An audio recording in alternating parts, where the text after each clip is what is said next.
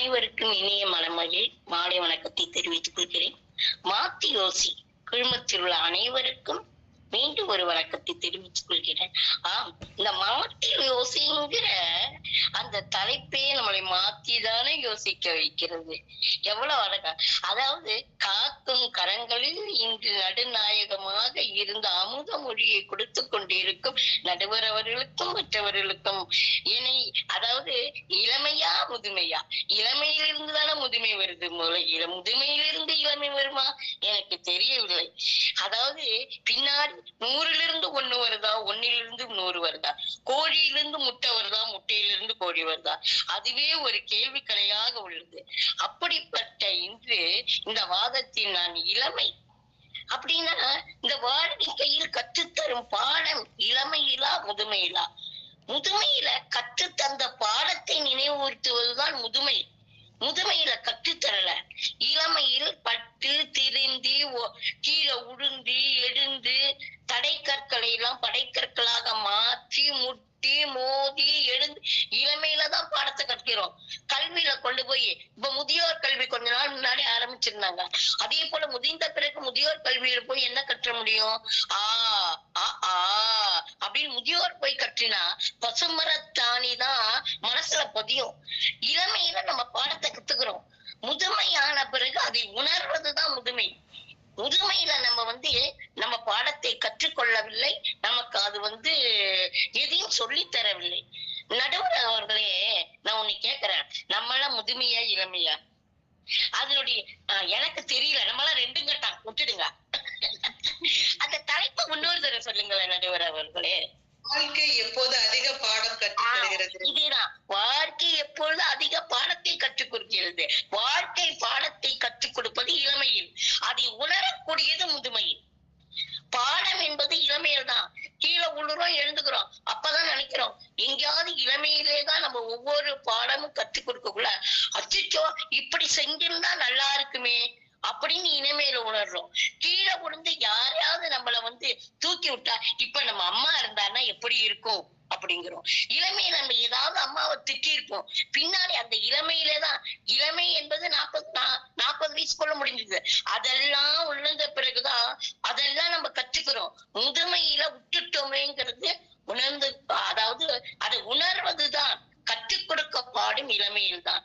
இளமையில் கல் பசுமரத்து ஆணி என்று இளமை என்பதுதான் நம்ம வாழ்க்கையில் பாடத்தை கற்றுக் கொடுக்கிறது. வாழ்வியல் பாடத்தை தடைகளை எல்லாம் படிக்கற்களாக மாற்றுகிறது. இளமை என்பது இலைமுள் களைவதான் நட்பு விளைவது விட்டோம் என்பார்க்கு இலையில், அதாவது சின்ன வயசா இருக்கக்குள்ளேயே அந்த முள் செடிக்குள்ள முள்ள எடுத்துட்டோம்னா பெருசானா நம்மள குட்டாது. அதுபோல் சின்ன வயசுலயே கற்றிருந்தா அவர்களுக்கு நல்ல படிப்பினையை தரலாம். இந்த இளமை என்பது, ஆமா, ஒரே ஒரு தடவை திரும்ப ஒரு தடவை அந்த இதை சொல்லுங்கள், நான் இப்ப வாழ்க்கை எப்போது அதிக பாடம் கற்றுத் தருவது, அதிக பாடத்தை கற்றுத் தருவது இளமைதான். கற்றுத் தருவது என்றால் என்ன அப்படின்னா, ஒவ்வொரு படியாக ஏறி உட்காருவது. கீழே விடுகிறோம், எழுகிறோம், நடக்கிறோம், பள்ளியில் சேர்கிறோம், திருமணம் ஆகிறது. அதாவது 3 C பாக்குறோம். பிறந்த உடனே ரிலேஷன்ஷிப்ப பாக்குறோம். கல்யாணம் ஆன பிறகு பார்ட்னர், அதாவது நடுப்பட்ட ஃப்ரெண்ட்ஷிப் பாக்குறோம். ரிலேஷன்ஷிப் கீழே விழுந்தோன்னு அப்பா அம்மாங்கிறது. வளரக்குள்ள ஃப்ரெண்ட்ஷிப்ப பாக்குறோம். கல்யாணம் ஆன பிறகு பார்ட்னர்ஷிப் பாக்குறோம். கடைசியில டிவோஷன், அந்த ஓஷன்ல போய் விழுகிறோம்.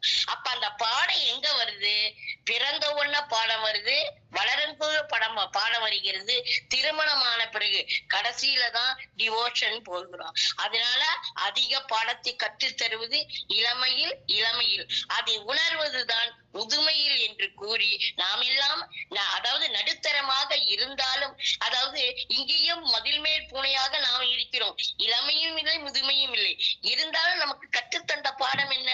இளமையில் தான். முதுமையில் அதை உணர்கிறோம் என்று கூறி வாய்ப்பளித்த நல்ல உலகங்களுக்கும் என்னை மாற்றி யோசிக்க வைத்த மாற்றி யோசி குழுமத்துக்கும் நன்றி கூறி விடைபெறுகிறேன். நன்றி, வணக்கம். மிக சிறப்புங்கம்மா. உங்களுடைய இளமை அப்படின்னு சொல்றது ரொம்ப இளமத்துள்ளரோடையே சொன்னீங்க. ரொம்ப அதுல மாற்றத்துக்கு இல்ல, மாற்றி யோசிச்சு ஒரு இளமையா சொன்னேன்னு சொன்னீங்க. ரொம்ப அருமைதான், அது உண்மைதான். சிறப்பா கேட்டீங்க. இளமையில அங்கிருந்து தான் கற்க முடியும். முதுமையில வந்து கற்க முடியாது. அது வந்து ஓய்வெடுக்கிற நாள் அப்படின்னு சொல்லியிருந்தீங்க.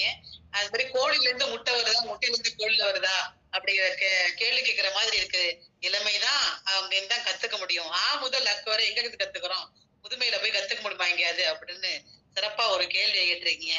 அப்போ கற்றுத்தருவது படிப்படியா ஒவ்வொரு ஸ்டேஜுக்கும் நம்ம போறது வந்து இளமையில இருந்து தான் தொடங்குது. அங்கிருந்து தான் பாடமே ஆரம்பிக்குது.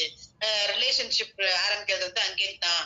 அப்போ வந்து ஃப்ரெண்ட்ஸ்ல இருந்து ஒவ்வொரு படிநிலையா சொல்றீங்க. பார்ட்னர்ல இருந்து டிவோர்ஸ் வரைக்கும் எல்லாமே பாத்தீங்கன்னா உங்களுக்கு வந்து இளமையில இருந்து தான் தொடங்குது. முதுமை வந்து ஒரு ஓய்ந்த பருவம் அப்படின்னு சொல்லி உங்களுடைய வாதத்தை ரொம்ப அழகா சொல்லி நிறைவேற்றிருக்கீங்கம்மா. ரொம்ப நன்றிங்கம்மா.